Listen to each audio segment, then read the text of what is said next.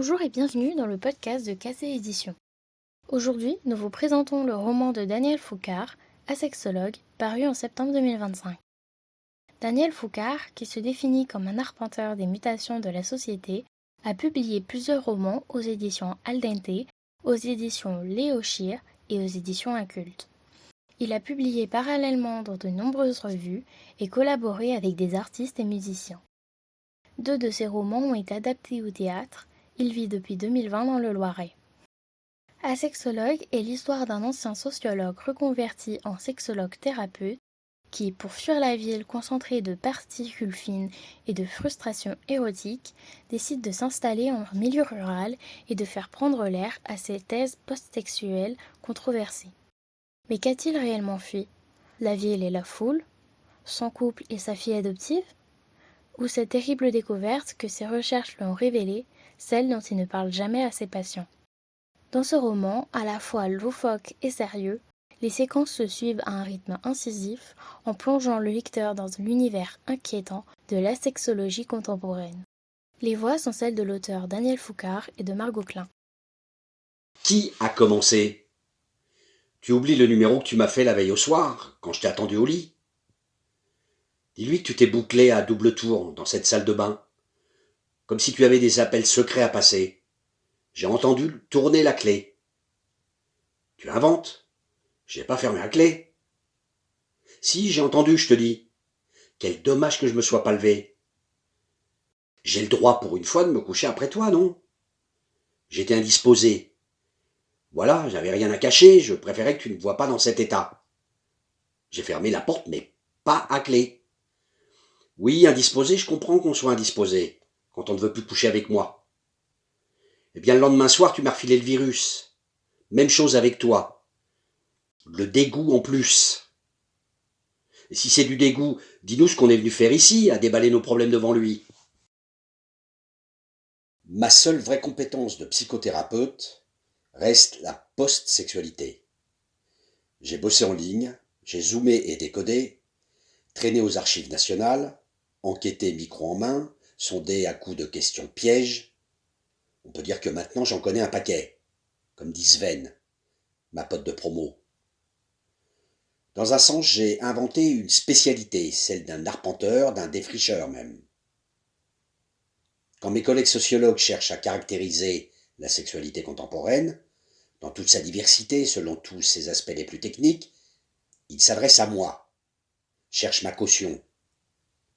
Je passe pour le spécialiste des coucheries à droite à gauche, des partouzes, des queutards et des nymphos, de l'injaculation démographique et du pegging, des incels bicurieux et des femcels chemsexers, dont on me demande chaque jour la définition précise, comme si j'avais inventé ces mots.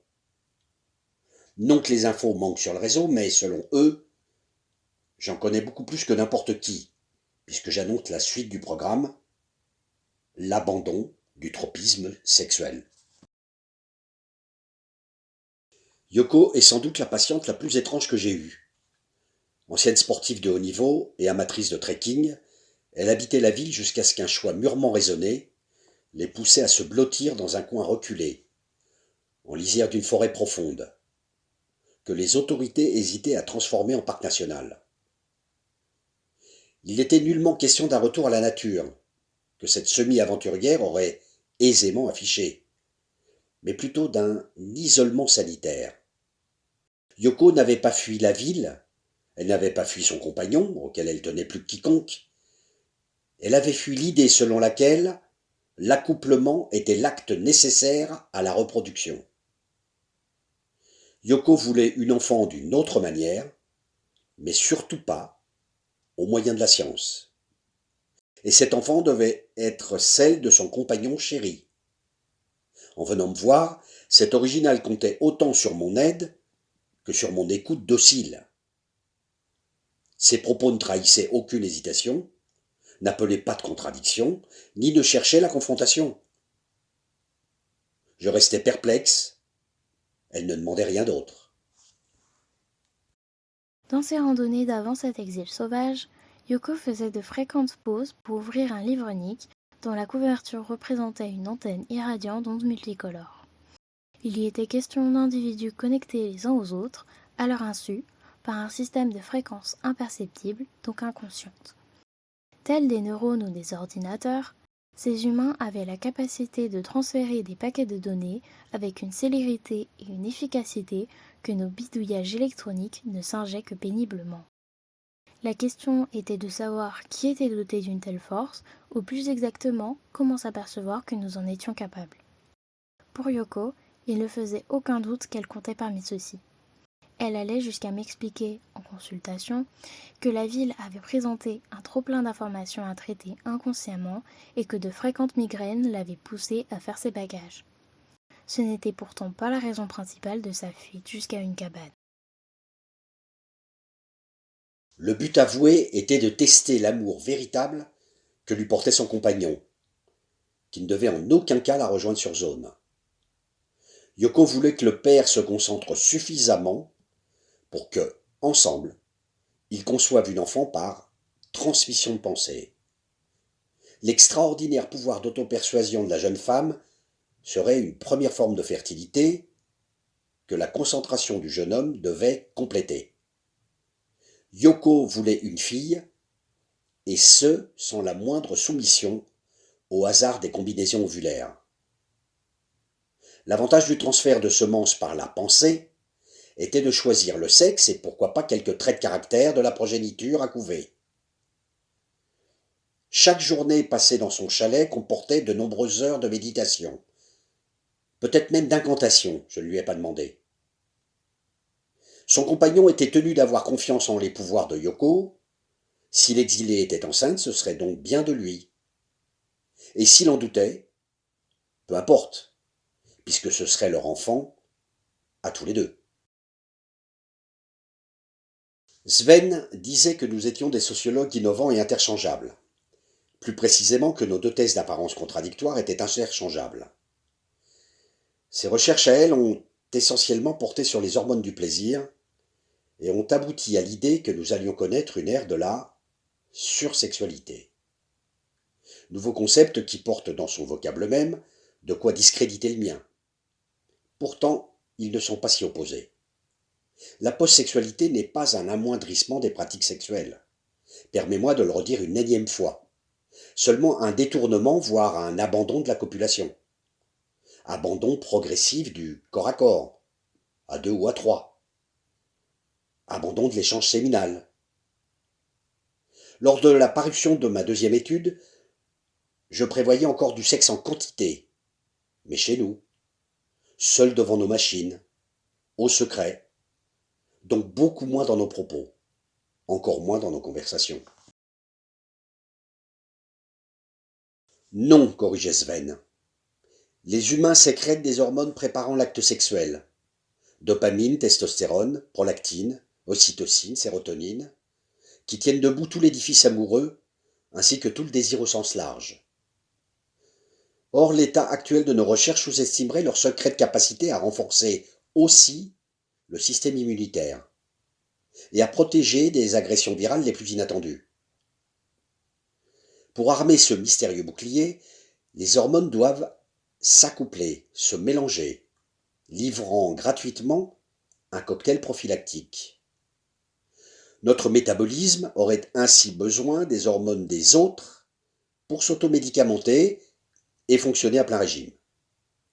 La prolactine rencontrerait de la prolactine, libérée par un autre corps, dans une étreinte, pour être de la prolactine. La dopamine nécessiterait un échange chimique de dopamine pour qu'on la sente. 2 sécrétions d'ocytocine devraient se toucher pour qu'on puisse parler d'ocytocine. La force générée par tous ces couplages, réalisés durant l'acte sexuel, serait telle qu'un nombre invraisemblable de pathologies seraient guéries sans qu'on s'en aperçoive. Sven était ainsi persuadé que la fornication allait se déployer beaucoup plus pour des raisons de salubrité publique que par soumission à un quelconque marché du sexe. Les amoureux consommateurs se presseraient dans les lits, feraient l'amour le plus souvent possible, pour mieux se porter, tout simplement. Manquaient les preuves scientifiques à cette étrange spéculation. Patience, on trouvera, me dirait Sven. La testostérone ne serait-elle authentiquement de la testostérone que lorsque deux organismes consomment pour de vrai? Si oui, nous deviendrions effectivement sursexuels, plus que postsexuels. Sinon, c'est mon repli solitaire qui prévaudrait. Reste que l'inconvénient de son hypothèse est qu'elle se fonde sur une spéculation biologique à confirmer, tandis que la mienne n'est qu'un constat basé sur des enquêtes de terrain. Je faisais de la sociologie, je fais encore de la sociologie, je ferai toujours de la sociologie. Mon acolyte avait un peu oublié notre serment corporatiste. À chaque fois que nous allions dans une librairie, Sven posait son livre à côté du mien, fièrement. Nous avions même droit à un selfie. Lecteur, choisissez lequel vous semble le plus crédible. La sursexualité qui vient ou êtes-vous postsexuel? Tirage de chacun des deux ouvrages, 3000 exemplaires, puis à nouveau 1500, puis épuisé. Match nul. Interchangeable, oui. Qui a raison? La sexologue ou Sven? Tous les deux ou aucun des deux? Peu importe. L'essentiel est de dire les choses et de ne pas avoir peur du noir. Sais-tu pourquoi on chuchote dans le noir? Sais-tu pourquoi même la pénombre nous fait baisser d'un ton en compagnie? Parce que l'obscurité transporte trop notre voix, si on ne l'atténue pas. Elle la porte trop loin de notre propre corps. Nos paroles doivent impérativement rester près de nous quand on ne voit presque plus. On éprouverait sinon la désagréable sensation de les attribuer à la bouche de la personne qui écoute. Elle nous serait comme dérobée. Il faut chuchoter pour être sûr de rester soi.